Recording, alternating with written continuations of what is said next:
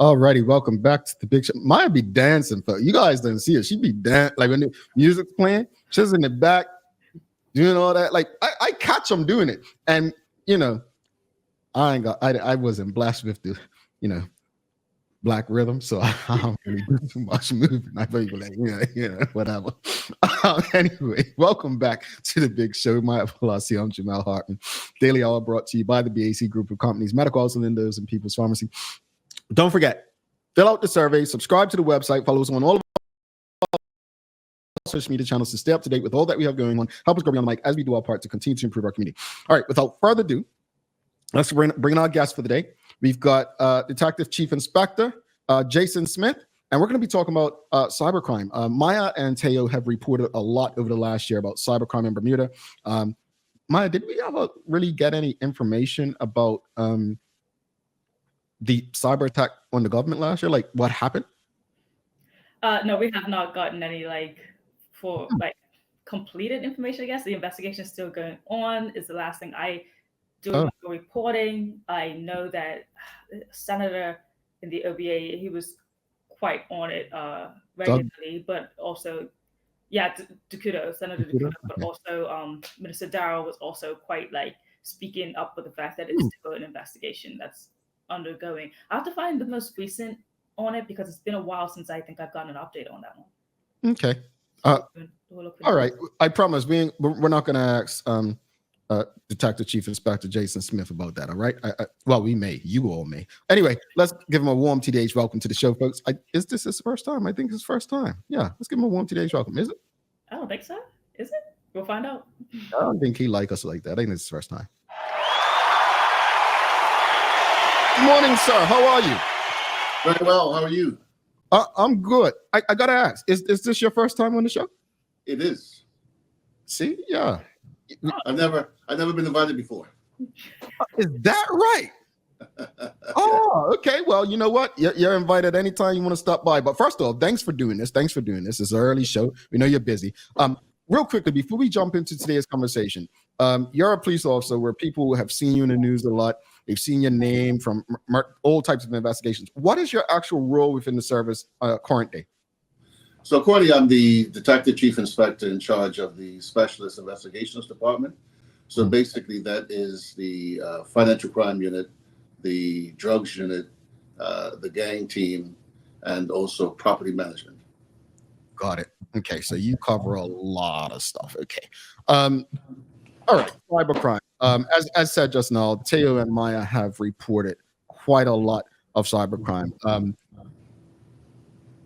in the last probably 2 years, not even just since the cyber attack on government. But why has cybercrime become an area of focus for the Bermuda Police Service?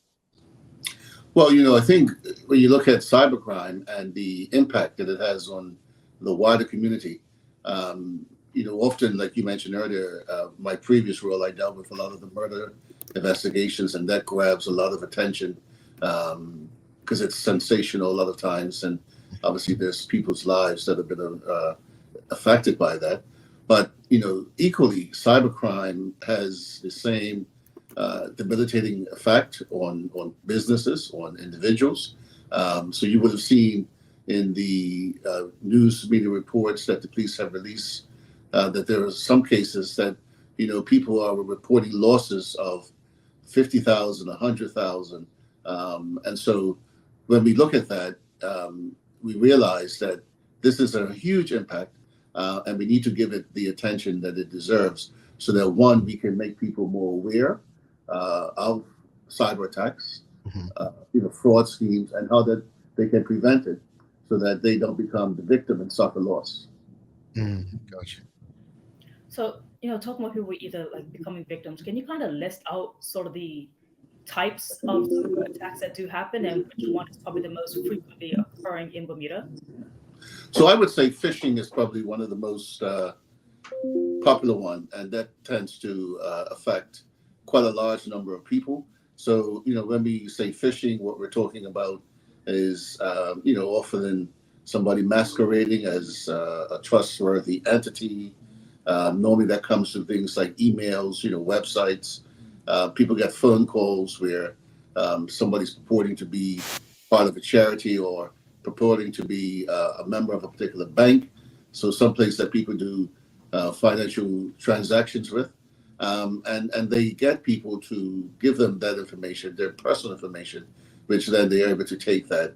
And then that creates a whole lot of havoc, wreaks havoc on people's lives. So that's one probably of the most popular forms. The other one, which goes unreported, is where businesses are victims or attacked. And oftentimes we don't hear about that because businesses do not report that for a number of reasons. And then, another population is the seniors. And that's a big one too, because a lot of times these bad actors, as we call them, they are preying on the vulnerability of seniors. A lot of seniors are home, they're retired, and they probably want to talk to somebody. So the bad actors take advantage of that, and they come in. And then what we're beginning to see is just the impact of AI, artificial intelligence, where the sophistication of some of these networks is such that they're able to clone people's face and voice, and be able to set up a platform where a business, mostly businesses we're seeing, believes that they're talking to a particular vendor when it's actual fact it's AI, and then you get scammed. So those are some of the big areas of concern and victims. People have been victimized by cyber attack. You know what? That actually reminds me. I was watching this news story about this mother who said that she was getting called as if her daughter was like being held hostage, and it Yes. sounded like her daughter and everything. But then she immediately like called her daughter afterwards after the person was like saying that you need to give money, blah blah. And her daughter was actually just upstairs in her house. Yeah. And that was like really scary. So now she had learned like to implement some sort of safety word with her child, so Yes. that if this ever happens again, they know that if it's really her or not. So that's like something I have been like saw that is becoming more aggressively happening. I don't know if you could speak to a case like that actually being played out in Bermuda, but another question for you here is like in relation to the unit that the Bermuda Police Service is now putting up, like what type of data will the unit be collecting? Right. So I don't want to get too much into the actual unit, the cybercrime unit. I don't want to get too much into that just because it's in a sort of developmental stage. But what I will say is that we do have within the BPS at the moment capabilities, and we're continuously to get training in this area to be able to detect, and then investigate. Go after some of these bad actors, which involves a lot of tactical support. But that's the sort of space that we're currently in. Can you talk a little bit about what type of training? Like, will anyone be specialized in anything specific? Right. So myself and Acting Chief Inspector Tomlinson actually went to Brazil a couple weeks ago in August, where we participated in a cyber conference, which is actually quite interesting. And with some of the world leaders in this fight against cybercrime.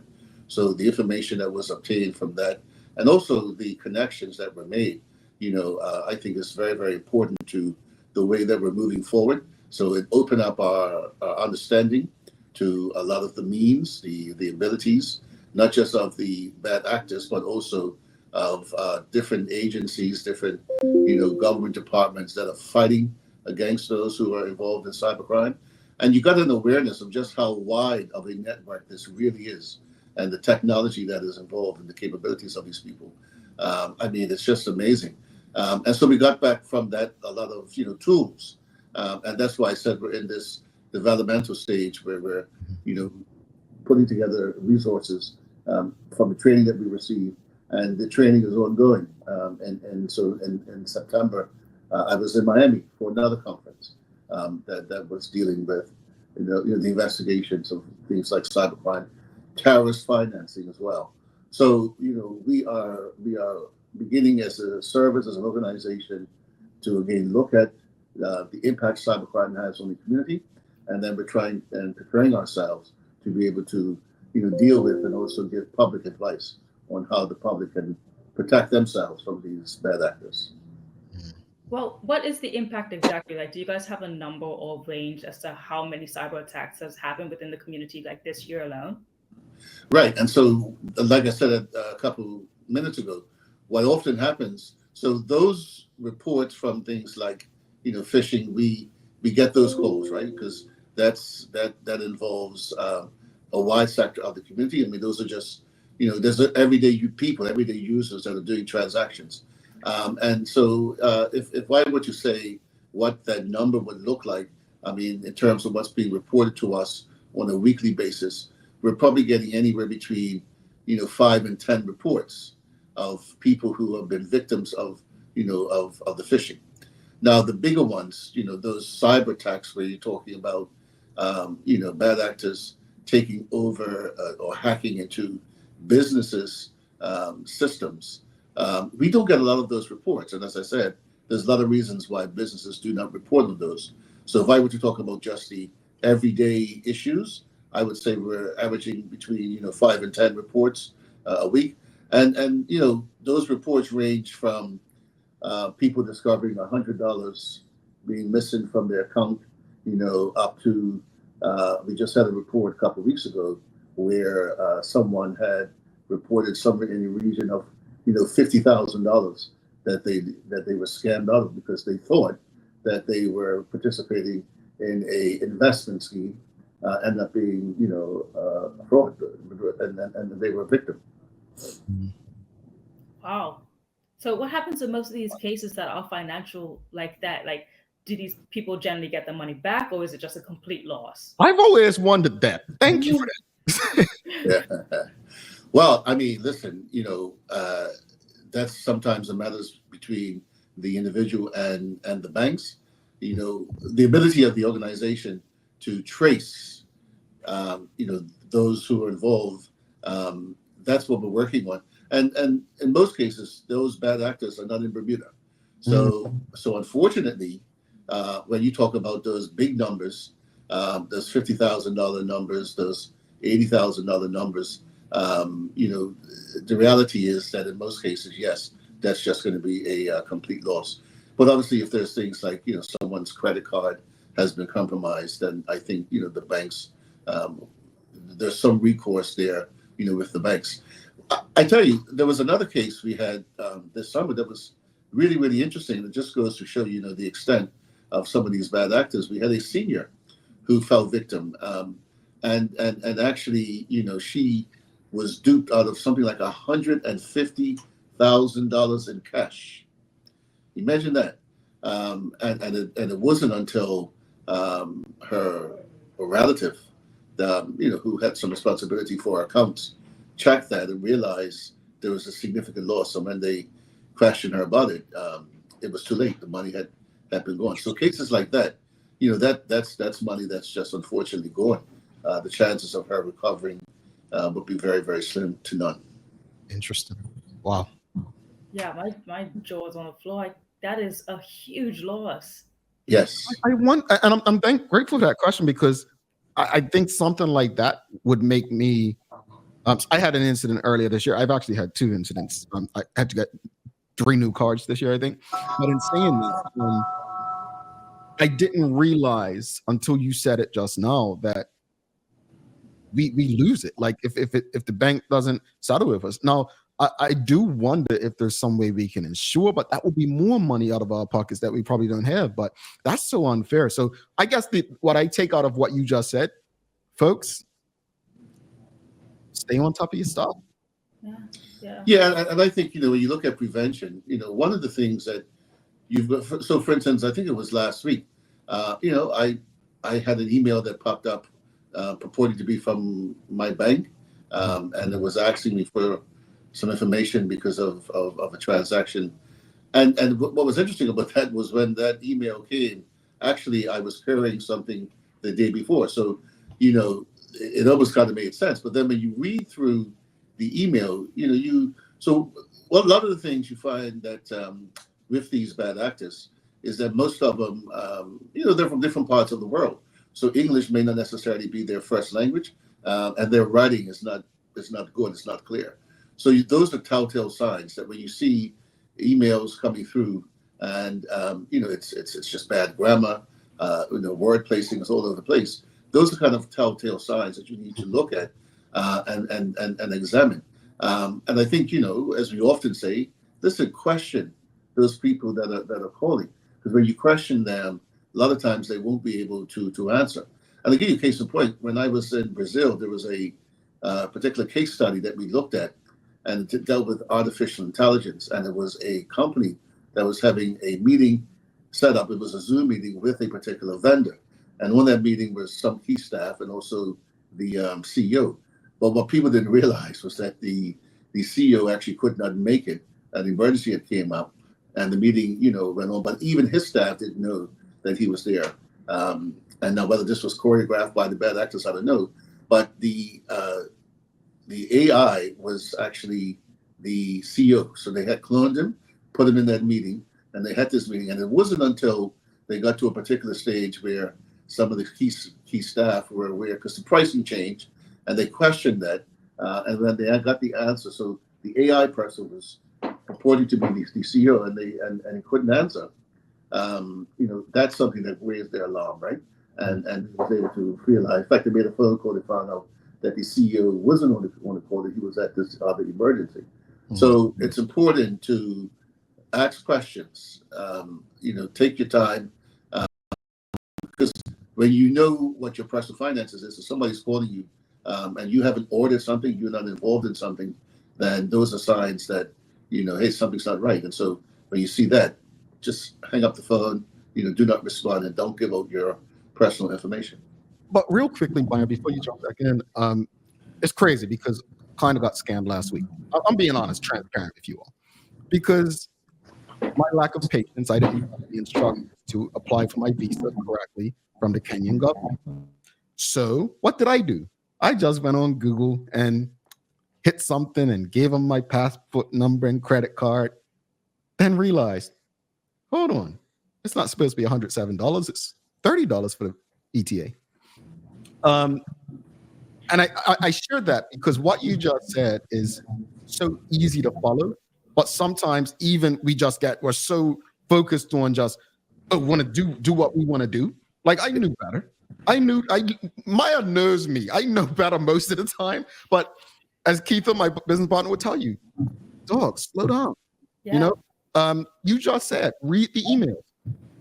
I get these emails, Netflix, AT&T, and I open it, and the first thing you see is a grammatical error. It isn't real. So yeah, I've messed up a lot this year because my brain's moving so fast, and I think sometimes just slowing down and digesting. So thank you for that insight. Sorry, Maya.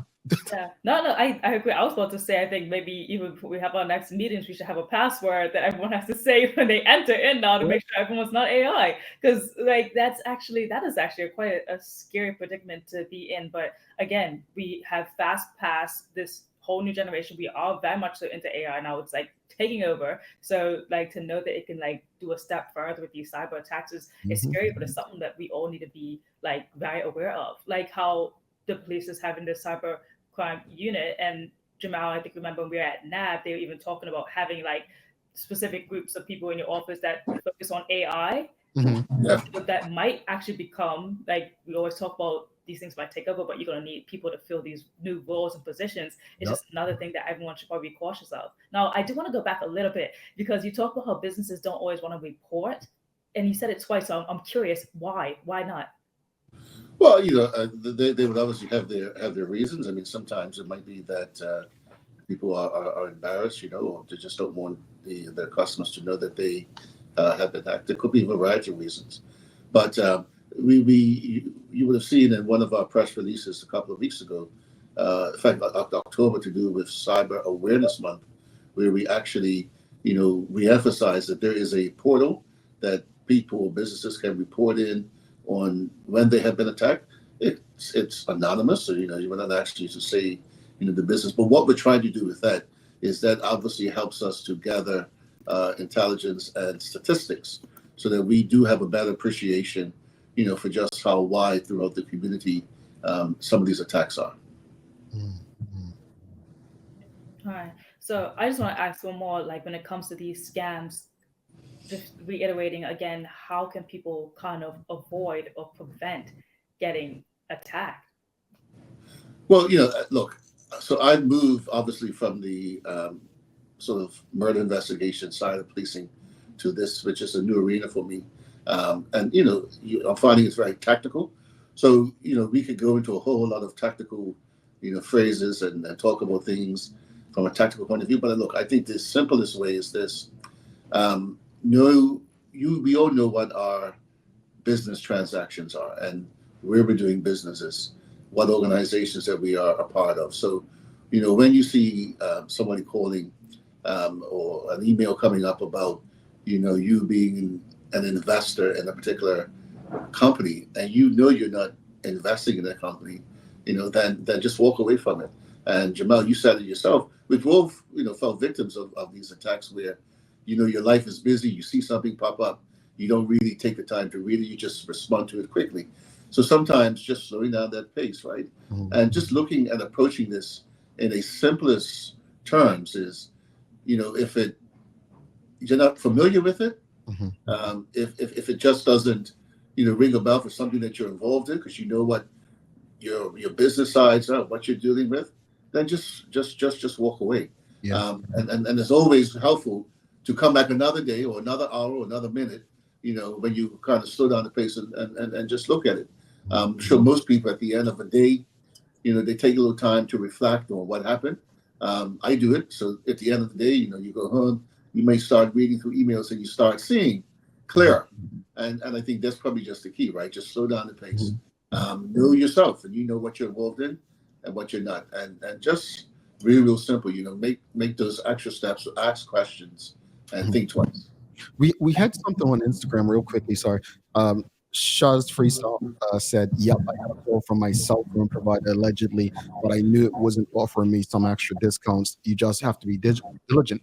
And saying that, in the United States, I have T-Mobile, and T-Mobile actually does something. I'm not sure if they do this in Bermuda, but they let you know it's possible spam, right? Yeah.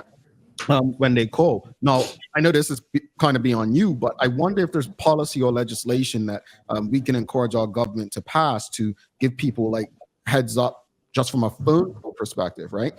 As far as email, that may be harder to control.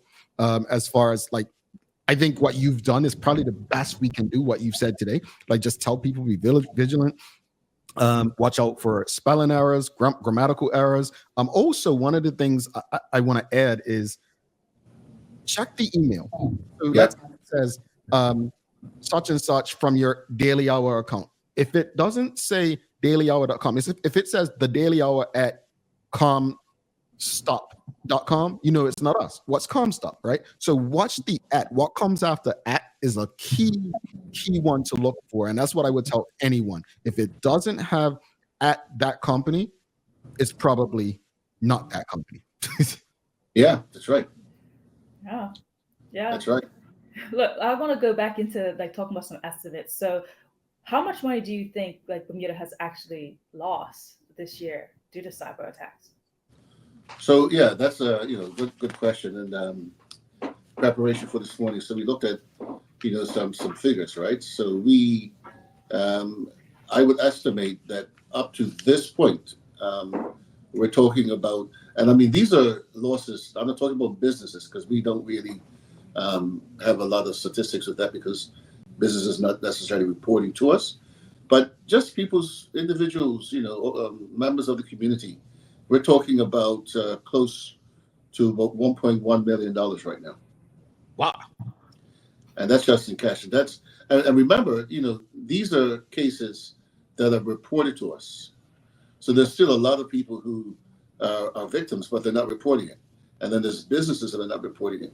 So we're just talking about people who've actually called us and said, "Hey, I've been scammed, or someone's taking I've sent money someplace." We're talking about 1.1 million right now. That's insane. I wasn't expecting. I mean, you know what?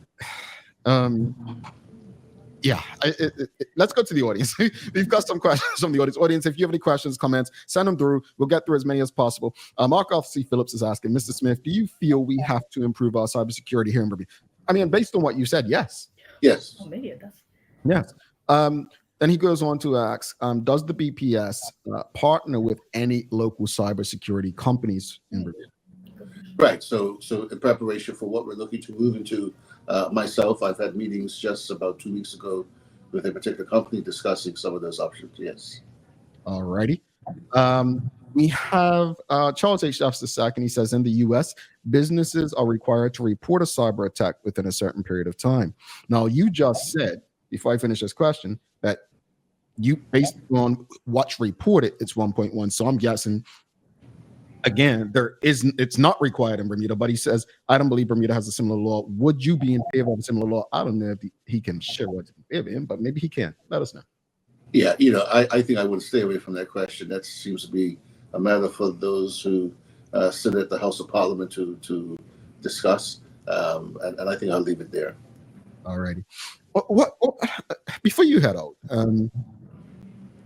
what are some of the resources that maybe the Bermuda Police Service or others that exist in Bermuda companies, like where can people go to learn more to know how to protect themselves from cybercrime?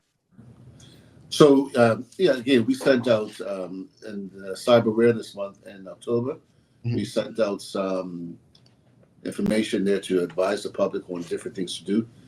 You might have seen that, talked about what hacking is and malware and phishing, and then it also talked about some tips, never to share your passwords, keep software up to date, the two-factor authentication, that's adding a separate layer of security to your accounts, by adding different codes. And so that's, we give advisories. I think, you find that the banks send out advisories. And so and then, a lot of information comes from what we're doing here today. So I do think that there's a lot of, information out there. And that's like I said earlier, right? It's simple. There's a lot of tactical stuff, but I think if you just look at it and approach it simple, is that if you're not involved in something, you know what your business transactions are. So you see something that's unusual, stay away from it. I just think that's the best advice. Because the way that technology is moving, we're not going to change the pace of technology. And we realize that it's helpful to us. It speeds up the processes in a lot of ways, but we just got to be mindful that same technology, when it's abused, it can have some dire consequences. Yeah, I think this is I'd like to talk to you for another 2 hours on this, because I remember, and they still do this. Like if you go to a gas station in the U.S. and you use your card, people put in machines where they can read your card numbers. Yes. So on. There's so many different forms of this that I think we're just scratching the surface. But in saying that, I think one of the things I've gotten most from this conversation, and is that a lot of us need to make sure that we are looking out for our elders. Yes, we need to make sure we're looking out for our elders, because technology is evolving, it's changing. Even we can have a whole conversation about AI, right? Maya hearing that, it's like it's they don't know, and I don't say this to be disrespectful, right? Yeah, the elders in my life, they honestly don't know the difference. They don't, and so because of that, we have to do our part and say, look, that's not real. If they ask you, hey, did you receive this? No, we haven't sent that, or that hasn't been sent, or make sure, well, send it to me first, let me check, right? Because right now in the US, like you will get emails saying, oh, this is what your bill is this month. Yeah. I don't know if we're at the stage where, I'll use a company like the utilities company in Bermuda, right? Yeah. You click on, you got something from someone who's made up a fake one in the same name of the company. And that's what we have in the US. And what's that saying earlier? I got it right earlier this morning. When the US catches a cold, Bermuda sneeze. No, when the US sneezes, Bermuda catches a cold. Catches a cold, yeah. something and I want people to understand what you said more than anything. This part right here. Most of the scammers are not based in Bermuda. Yeah. So that means that if it's happening elsewhere and then they figure out, oh, this is a new space, they will attack. Yeah. And when I was in Brazil, one of the things, in the conference, what we discovered too, most hackers, particularly when people getting into hacking companies, major companies, they try to infiltrate their systems early hours of the morning. That's always seems to be the thing. So you get those different time zones, and you're right. We all, and when you talk about seniors, and I like this topic about seniors because you think about their home, they want somebody to talk to. Mm-hmm. And so they get a phone call and they're just enjoying to have somebody to talk to, and then these people they bait them in.